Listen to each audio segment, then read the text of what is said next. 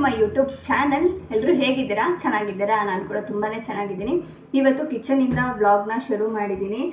ಬೆಳಗ್ಗೆಯಿಂದ ಸ್ವಲ್ಪ ಕೆಲಸಗಳೇ ಆಯಿತು, ನನಗೆ ವ್ಲಾಗ್ ಶುರು ಮಾಡೋದಕ್ಕಾಗಲಿಲ್ಲ. ಅದಕ್ಕೆ ಇವಾಗ ಶುರು ಮಾಡಿದ್ದೀನಿ.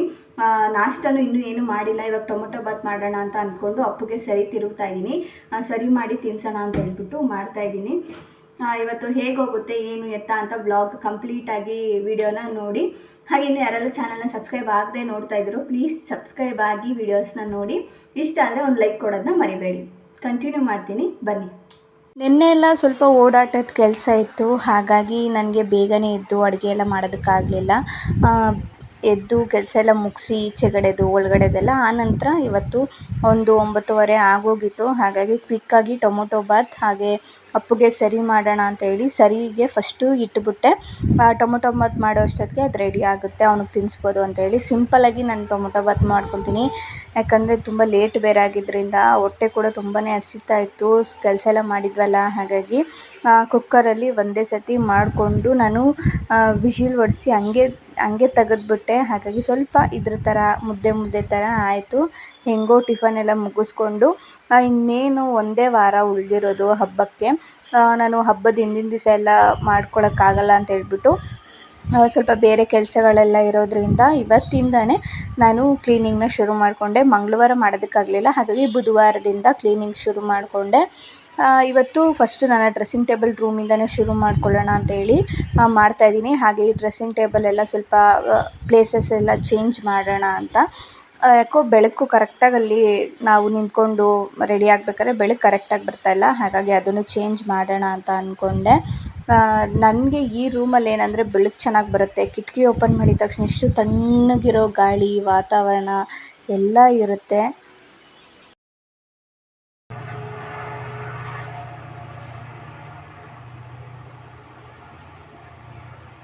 ಹಾಗೆ ಈ ರ್ಯಾಕರ್ಸ್ನೆಲ್ಲ ನಾನು ತೊಗೊಂಡಿದ್ನಲ್ವ, ಅವತ್ತು ವಾಶ್ ಮಾಡಿದ್ದು, ಆಮೇಲೆ ಮತ್ತೆ ವಾಶ್ ಮಾಡಿರಲಿಲ್ಲ ಅಂತ ಹೇಳಿ ವಾಶ್ ಮಾಡ್ಕೊತಾ ಇದ್ದೆ.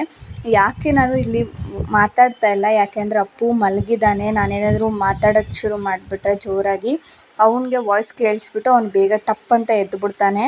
ಅವಾಗ ನನಗೆ ಈ ಥರ ಕೆಲಸಗಳೆಲ್ಲ ಮಾಡೋದಕ್ಕೆ ಸ್ವಲ್ಪ ಆಗೋದಿಲ್ಲ. ಆವಾಗ ಅವನ್ನೇ ಎತ್ಕೊಂಡು ಓಡಾಡಬೇಕಾಗುತ್ತೆ. ಹಾಗಾಗಿ ಅವ್ನು ಎದ್ದರೂ ಏನು ಪ್ರಾಬ್ಲಮ್ ಇಲ್ಲ, ಸಣ್ಣ ಪುಟ್ಟ ಕೆಲಸ ಮಾಡಿಕೊಡ್ತಾನೆ. ಆದರೆ ಈ ತುಂಬ ಧೂಳು ಇರೋದ್ರಿಂದ ಮೇಲ್ಗಡೆ ಎಲ್ಲ ಫುಲ್ಲು ಕ್ಲೀನ್ ಮಾಡಿದ್ನಲ್ವ, ಧೂಳು ಇದ್ದಿದ್ದರಿಂದ ಭಯ.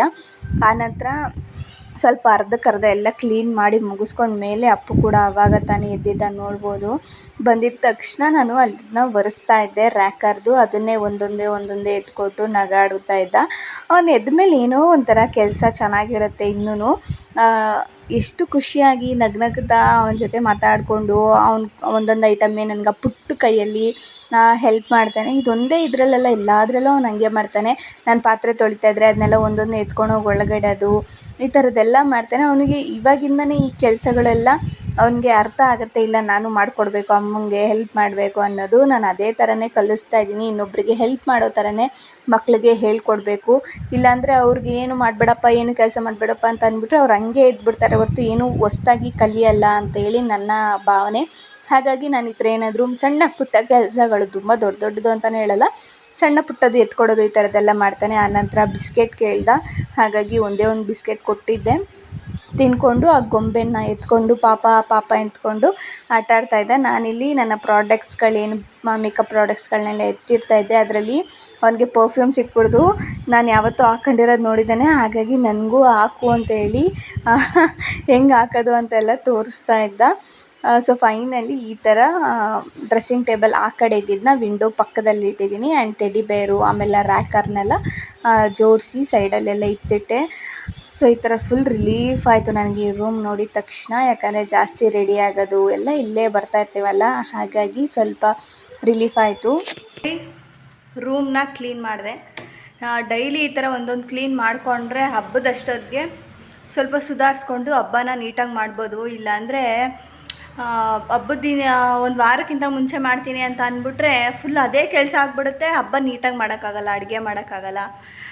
ಅದಕ್ಕೋಸ್ಕರನೇ ಇವತ್ತಿಂದನೇ ಶುರು ಮಾಡಿದೆ. ನಮ್ಮ ಮನೇಲಂತೂ ಕ್ಲೀನ್ ಮಾಡೋಣ ಅಂತ ಹೇಳ್ಬಿಟ್ಟು. ಯಾಕಂದರೆ ನಾನು 2 ರೂಮು, 2 ಕಿಚನ್ನು, ಈ ಒಂದು ಹಾಲು, ಸೊ ಒಬ್ಬಳೇ ಕ್ಲೀನ್ ಮಾಡೋದ್ರಿಂದ ಇವತ್ತಿಂದನೇ ಶುರು ಮಾಡಿಕೊಂಡೆ. ನಿಮ್ಮ ಮನೇಲೆಲ್ಲ ಆಲ್ರೆಡಿ ಹಬ್ಬಕ್ಕೆಲ್ಲ ಕ್ಲೀನ್ ಮಾಡ್ಕೊತಾ ಇದ್ದೀರಾ, ಸ್ಟಾರ್ಟ್ ಮಾಡಿದ್ದೀರಾ, ಇಲ್ಲ ಯಾವತ್ತಿಂದ ಸ್ಟಾರ್ಟ್ ಮಾಡಬೇಕು ಅಂದ್ಕೊಂಡಿದ್ದೀರಾ ಕಮೆಂಟ್ ಸೆಕ್ಷನಲ್ಲಿ ಹೇಳಿ. ಸೊ ಅದಕ್ಕೆ ನಾನು ಜಾಸ್ತಿ ತೋರ್ಸೋಕೆ ಹೋಗಿಲ್ಲ ಕ್ಲೀನಿಂಗ್ ಎಲ್ಲ, ರ್ಯಾಂಡಮ್ ಆಗಿ ಮಾತ್ರ ಒಂದೊಂದು 2-3 ಕ್ಲಿಪ್ನ ಆ್ಯಡ್ ಮಾಡಿದೆ ಅಷ್ಟೇ. ಅಪ್ಪು ಎದ್ದ ಮೇಲೆ ಅವು ನನಗೆ ರ್ಯಾಕರ್ನೆಲ್ಲ ಜೋಡಿಸ್ಕೊಡೋದಕ್ಕೆ ಒರೆಸ್ಕೊಡೋಕ್ಕೆ ಎಲ್ಲನೂ ಸಣ್ಣ ಪುಟ್ಟ ಕೆಲಸನ ಮಾಡಿಕೊಂಡ. ಇವಾಗ ಟೈಮ್ ಆಲ್ರೆಡಿ 3:30 ಆಗಿದೆ. ಸ್ವಲ್ಪ ಊಟ ಮಾಡಿ ಏನಾದರೂ ಸ್ನ್ಯಾಕ್ಸ್ ಏನಾದರೂ ಮಾಡೋಣ ಅಂತ ಅಂದ್ಕೊಂಡಿದ್ದೀನಿ. ಏನಾದರೂ ಮಾಡಿದರೆ ಆ ರೆಸಿಪಿನೂ ಕೂಡ ಶೇರ್ ಮಾಡ್ತೀನಿ, ವಿಡಿಯೋ ಕಂಟಿನ್ಯೂ ಮಾಡ್ತೀನಿ, ಬನ್ನಿ.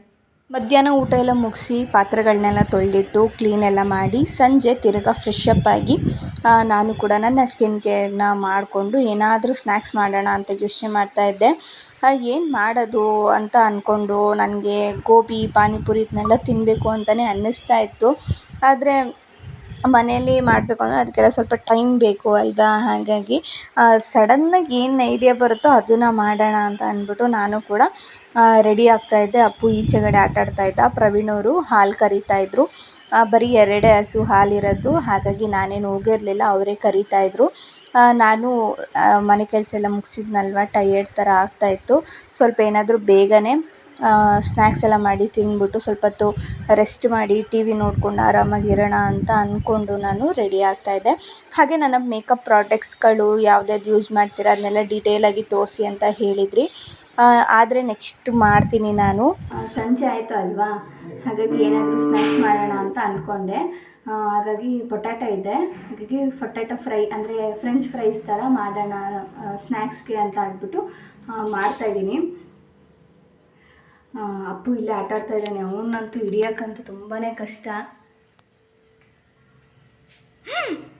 ಅಪ್ಪು ಎಷ್ಟು ಕಿತಾಪತಿ ಅಂದರೆ ನಾನು ಅಲ್ಲಿ ಒಳಗಡೆ ಮಾಡೋಣ ಅಂತ ಅಂದ್ಬಿಟ್ಟು ಹೋಗಿದ್ರೆ ಅವನು ಇಲ್ಲೇನೋ ಎತ್ಕೊಂಡು ಎಸ್ತಾಡೋದೆಲ್ಲ ಮಾಡ್ತಾಯಿದ್ದ. ಆಮೇಲೆ ಏನು ಮಾಡ್ದೆ ಅಂದರೆ ಅವನಿಗೆ ನೀರು ಬಿದ್ದಿತ್ತು ಚಡ್ಡಿ ಮೇಲೆ ಇದ್ರ ಮೇಲೆಲ್ಲ, ಅದನ್ನೆಲ್ಲ ತೆಗೆದ್ಬಿಟ್ಟು ಎಸ್ತಾಡಿ ಓಡಾಡ್ಕೊಂಡು ಕಿರ್ಚಾಡ್ಕೊಂಡು ತಿರುಗಾಡ್ತಾಯಿದ್ದ. ಎಲ್ಲೋ ನಿನ್ನ ಚಡ್ಡಿ ಶೇಮ್ ಮಾಡ್ತಾರೆ ಎಲ್ಲರೂ ನೋಡ್ತಾ ಇರೋ ಅಂತ ಹೇಳಿದ್ರು ಡ್ಯಾನ್ಸ್ ಮಾಡ್ತಾಯಿದ್ದ, ಮಾಡ್ಕೊಂಡ್ಲಿ ಬಿಡು ಅಂತ ಹೇಳ್ಬಿಟ್ಟು ತಿರುಗಾಡ್ತಾ ಇದ್ದ. ಪ್ಯಾಂಟು ಚಡ್ಡಿ ಇವೆಲ್ಲ ಇರಲ್ಲ, ಎಷ್ಟು ಹಾಕಿದ್ರೂ ಕಿತ್ತು ಬಿಸಾಕ್ತಾನೆ ಇರ್ತಾನೆ. ಒಂಚೂರು ನೀರು ಆಗಂಗಿಲ್ಲ. ಪ್ಯಾಂಟು ಶರ್ಟು ಎಲ್ಲ ಕಿತ್ತು ಅವನೇ ಹಿಂಗೆ ಎತ್ತೆತ್ತು ಬಿಸಾಕ್ತಾ ಇರ್ತಾನೆ. ಪ್ರವೀಣ್ ಅವರು ಹಾಲು ಹಾಕಿ ಬರೋದಕ್ಕೆ ಅಂತ ಹೇಳಿ ಹೋಗಿದ್ದಾರೆ, ಬೇಗನೆ ಮಾಡ್ತೀನಿ ಇವಾಗ. ಫ್ರೆಂಚ್ ಫ್ರೈಸ್ಗೆ ನಾನಿಲ್ಲಿ ಆಲೂಗಡ್ಡೆ ಒಂದು 5 ಸಿಪ್ಪೆನ ಎಲ್ಲ ಎರ್ಕೊತಾ ಇದ್ದೀನಿ. ಆನಂತರ ನೀರಲ್ಲಿ ತೊಳ್ಕೊಂಡು ಅದನ್ನು ಒಂದು ಸಮವಾಗಿ ಶೇಪಲ್ಲಿ ಕಟ್ ಮಾಡ್ಕೊತಾ ಇದ್ದೀನಿ. ಫ್ರೆಂಚ್ ಫ್ರೈಸ್ ಶೇಪ್ ಬರುತ್ತಲ್ವ ಆ ಶೇಪಲ್ಲಿ ಕಟ್ ಮಾಡ್ಕೊತಾ ಇದ್ದೀನಿ. ಕಟ್ ಮಾಡಿ ಅದನ್ನು ಚೆನ್ನಾಗಿ ನೀರಲ್ಲಿ ಜಾಲಿಸ್ಬೇಕು. ಆಲೂಗಡ್ಡೆ ಸ್ವಲ್ಪ ಎಲ್ಲ ಎರ್ದಿರೋದು ಧೂಳು ಮಣ್ಣೆಲ್ಲ ಇರುತ್ತಲ್ವ, ಹಾಗಾಗಿ ಒಂದು 3-4 ಸತಿ ಚೆನ್ನಾಗಿ ಜಾಲಿಸ್ಕೊಂಡ್ಮೇಲೆ ಅದಕ್ಕೆ ಸ್ವಲ್ಪ ಅರಿಶಿನ ಉಪ್ಪು ಹಾಕಿ ಅದನ್ನು ಬೇಯಿಸೋಕ್ಕಿಡಿ. ಒಂದು ಅರ್ಧ ಭಾಗದಷ್ಟು ಬೆಂದರೆ ಸಾಕು. ಈ ಕಡೆ ಇಟ್ಬಿಟ್ಟು ಬಂದೆ. ಇಲ್ಲಿ ಅಪ್ಪು ಆಲ್ರೆಡಿ ಗಾಡಿನ ತೊಗೊಂಡು ಅಲ್ಲಿ ಮಕ್ಕಳು ಚಕ್ಕಬರ ಆಡ್ತಾಯಿದ್ರು. ಇವಾಗ ಸಮ್ಮರ್ ಹಾಲಿಡೇಸ್ ಇರೋದ್ರಿಂದ ಅದನ್ನೇ ಆಟ ಆಡ್ಕೊಂಡು ಕೂತಿದ್ರು, ಹಾಗಾಗಿ ಅವನು ಕೂಡ ಅಲ್ಲಿಗೆ ಹೋಗಿದ್ದ. ಇಲ್ಲಿ ಅರ್ಧದಷ್ಟು ಆಲೂಗಡ್ಡೆ ಬೆಂದ ಮೇಲೆ ನಾನು ಅದನ್ನು ಸೋಸ್ಕೊಂಡು ನೀರು ಸಪ್ರೇಟು ಆಲೂಗಡ್ಡೆ ಸಪ್ರೇಟ್ ಮಾಡಿ ಆಲೂಗಡ್ಡೆನ ಸ್ವಲ್ಪ ಹೊತ್ತು ಆರೋದಕ್ಕೆ ಬಿಟ್ಟಿದ್ದೆ. ಆನಂತರ ಎಣ್ಣೆ ಕಾಯಿಸಿ ಅದಕ್ಕೆ ಆಲೂಗಡ್ಡೆನ ಕರ್ಕೊತಾ ಇದ್ದೀನಿ. ಸ್ವಲ್ಪ ಕ್ರಿಸ್ಪಿ ಥರ ಬರಬೇಕು ಅಂತ ಹೇಳಿ ಫ್ರೈ ಮಾಡ್ತಾಯಿದ್ದೀನಿ. ಹಾಗೆ ಅದಕ್ಕೇನು ಮೈದಾ ಗೋಧಿ ಇದೇನು ಹಾಕಿಲ್ಲ, ಜಸ್ಟ್ ಅದನ್ನು ಆರಿಸ್ಬಿಟ್ಟು ಎಣ್ಣೆಯಲ್ಲಿ ಹಾಕಿ ಫ್ರೈ ಮಾಡಬೇಕು. ಅಷ್ಟೊತ್ತೊಳಗೆ ಅಪ್ಪು ಕೂಡ ಬಂದ, ಅವನನ್ನು ಎತ್ಕೊಂಡು ಅದನ್ನು ಮಾಡ್ತಾಯಿದ್ದೆ. ಅವನು ಏನಂತ ಹೇಳ್ತಾ ಇದ್ದಾನೆ ನೋಡಿ, ಅದಕ್ಕೆ ಅವನಿಗೆ ಆ ಹೆಸ್ರು ಕೂಡ ಗೊತ್ತು ಏನು ಅಂತ. ಏನದು? ಪೊಟ್ಯಾಟೊ ಹೇಳು, ನೀನು ಹೇಳು. ಇಷ್ಟನಾ ನಿಂಗೆ? ಕಬ್ಬ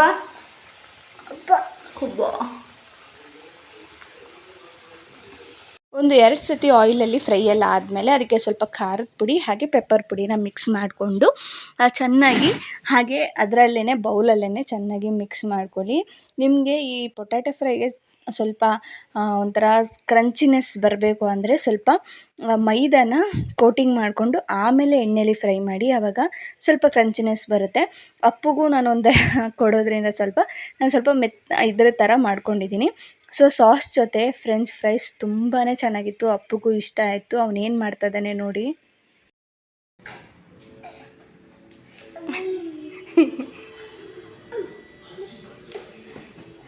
ಅಲ್ಲಿಗೆ ಹಾಕು, ಅಲ್ಲಿಗೆ.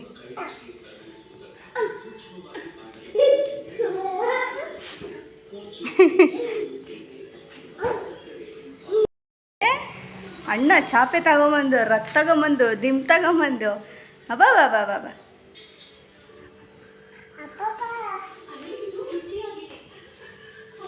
ಇವಾಗ ಬ್ಯಾಟಿಂಗ್. ಇಬ್ಬರು ತಿನ್ಕೊಂಡ್ವಿ. ಆಮೇಲೆ ಅಪ್ಪು ಯಾಕೋ ಗೊತ್ತಿಲ್ಲ ಒಗಿಸಪ್ಪು ಕೂತ್ಕೊಂಡು ಅಲ್ಲಿ ನೆಲ ಕೆರೆಯೋದು ಎಲ್ಲ ಮಾಡ್ತಾಯಿದ್ದ. ನಾನು ನೈಟ್ ಊಟಕ್ಕೆ ಅಂತ ಹೇಳ್ಬಿಟ್ಟು ಎಗ್ ರೈಸ್ ಮಾಡ್ಕೊತಾ ಇದ್ದೆ. ಸೊ ಊಟ ಎಲ್ಲ ಆಯಿತು. ಕಿಚನ್ ಕ್ಲೀನ್ ಮಾಡಿಬಿಟ್ಟು ಮಲ್ಕೊತೀನಿ. ಎಗ್ ರೈಸ್ ಮಾಡಿದ್ದೆ ಸಿಂಪಲ್ಲಾಗಿ, ಏನೂ ಇಲ್ಲ. ಬೆಳಗ್ಗೆ ಸ್ವಲ್ಪ ಎದ್ದು ಬೇರೆ ಏನಾದರೂ ಅಡುಗೆ ಮಾಡ್ಕೊಳ್ಳೋಣ ಅಂತೇಳಿ ಕಿಚನ್ ಎಲ್ಲ ಕ್ಲೀನ್ ಮಾಡಿಕೊಂಡು ಆಮೇಲೆ ಮಲಗ್ತೀನಿ. ಇಲ್ಲಾಂದರೆ ಜಿರಳೆಗಳು ಜಾಸ್ತಿ. ಅಂದರೆ ನಮ್ಮದು ಸ್ವಲ್ಪ ಹಳ್ಳಿ ಮನೆ ಅಲ್ವಾ, ಅಂದರೆ ಆ ಕಡೆ ಕಿಚನಲ್ಲಿ ಹೋಲ್ ಬೇರಿದೆ, ಹಾಗಾಗಿ ಸ್ವಲ್ಪ ಜಿರಳೆಗಳು ಜಾಸ್ತಿ ಬರುತ್ತೆ. ಸ್ವಲ್ಪ ಕ್ಲೀನ್ ಮಾಡಿಬಿಟ್ಟು ಮಲ್ಕೊಂಡ್ರೆ ಜಿರಳೆಗಳು ಏನೂ ಇರೋಲ್ಲ ಅಂತ. ಹಾಗಾಗಿ ಏನು ಮಾಡಿದೆ? ಎಗ್ ರೈಸ್ ರೆಸಿಪಿ ಏನು ನಾನು ತೋರ್ಸೋದಕ್ಕೆ ಹೋಗಿಲ್ಲ, ಯಾಕಂದರೆ ಕಾಮನ್ನಾಗಿ ಎಲ್ಲರಿಗೂ ಮಾಡ್ತಾರಲ್ವ ಅದೇ ಥರನೇ.